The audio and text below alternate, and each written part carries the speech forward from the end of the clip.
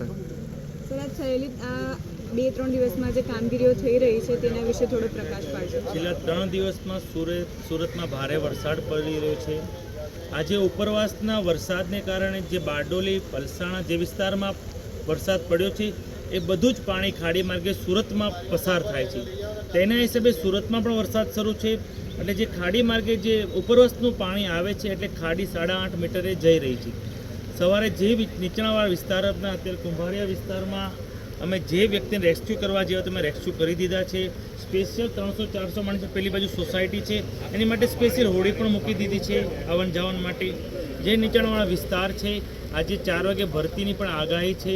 એટલે 4 વાગ્યા પછી જ્યારે પણ ખાડીનું પાણી ઉતરશે નીચાણ વિસ્તારમાં અમે હેન્ડપંપની વ્યવસ્થા 3-4 જગ્યાએ મૂકી દીધા છે. એટલે જેવું ખાડીનું પાણી ઉતરશે એ હેન્ડપંપના માર્ગે અમે ખાડીમાં એ પાણીને ડાયવર્ટ કરશું.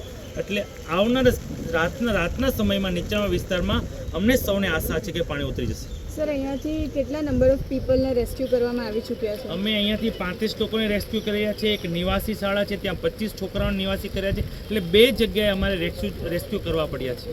ઓકે.